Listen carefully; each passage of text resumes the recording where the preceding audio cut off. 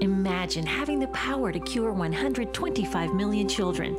You don't have to imagine it. Through its unique mission of curing disabled children, building specialty surgical hospitals, and training national medical professionals, Cure has started to do just that.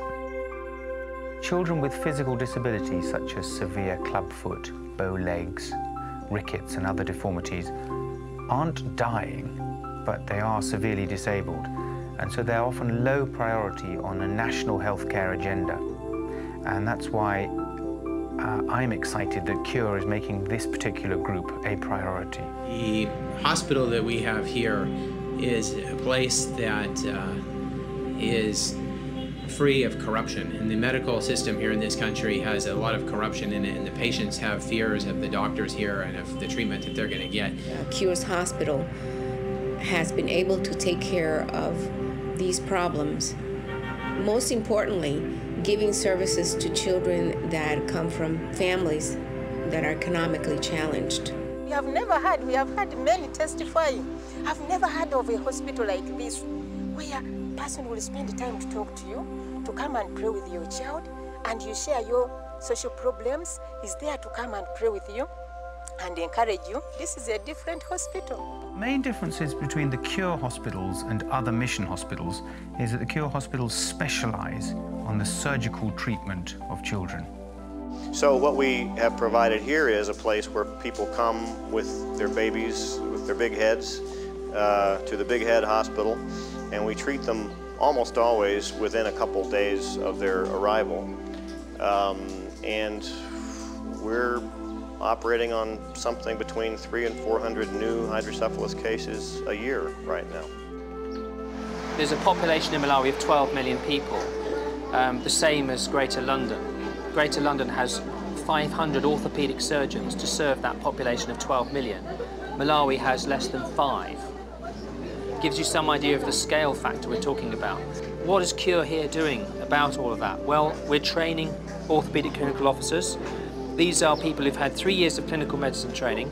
We then give them an 18-month course to prepare them in basic orthopedics. Then they go out across the country, and 90% of all the orthopedic care in the country is delivered by these men and women who've been trained by Cure. And I think that's the most exciting thing that we're doing. We're training the medical professionals of the future for this country. And the exciting thing as well is they're all staying in the country. The majority of our families are coming from rural areas, and in this culture, babies with problems are oftentimes interpreted as being cursed. People think because this child is disabled, there's a curse somewhere, somehow within the family. And we've seen some cases when we counsel the patients and the guardians here, especially ladies telling you that the husband ran away from me because the husband thought he couldn't really give birth to a child, a son or a daughter who is disabled, thinking it's the fault of the lady. Just the fact that we welcome them into the hospital, that the baby is cared for, that people are friendly, that there are lots of other babies and moms in the same predicament, which is an immediate support group on the ward. The fact that a doctor talks to them, those are all really amazing things. I hadn't truly recognized how debilitating physical disability is in Malawi until I went to see how Fatsani lived in his village. Now I know people live basically in huts with mud walls, mud floors, no electricity, no water, but when you actually go with somebody through a day and you see what they face if they can't walk, and Fatsani had lost both his legs below the knee. To go to school he could almost manage it, but very painful and a long way to go to school.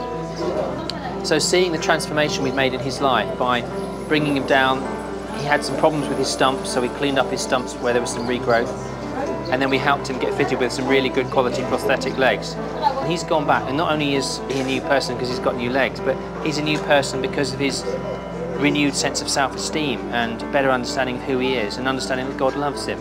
And the difference in his life is fantastic. And watching him play football and stuff afterwards was just brilliant.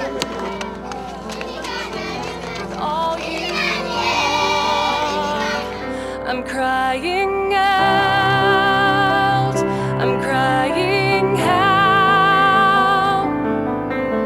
Can I reflect your shining face? Can I reveal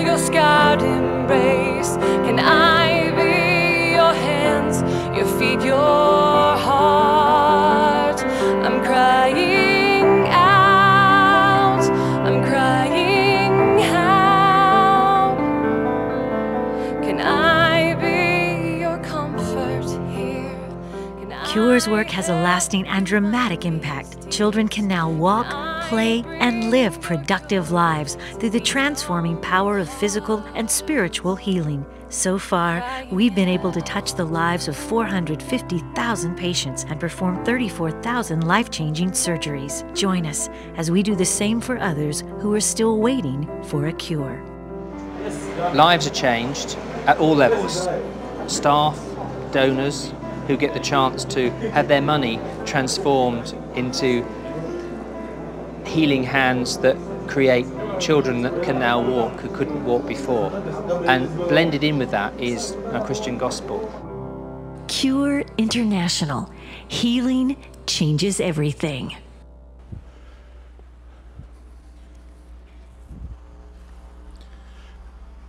God is surely at work in the world in recreation and resurrection through this ministry. This is resurrection implemented. This is recreation made practical.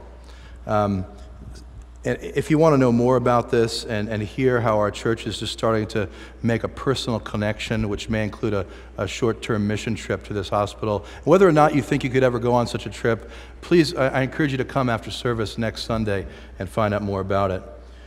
William Booth, who founded the Salvation Army, had it right when he wrote this: faith and works should travel side by side, step answering to step, like the legs of men walking. First faith, then works, then faith again, then works again, until they can scarcely distinguish which is the one and which is the other. To be Christians living out of Christ's resurrection means that we are people of faith who are walking and doing and living and believing and walking and doing, and until there's no distinction between what we believe and what we do. What we hold in our hands is the treasure of the resurrection message, which connects God with us and with everyone else, possibly in this world.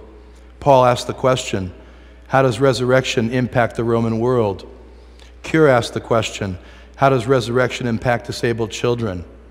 And you and I can ask a similar question. How does resurrection impact you and me?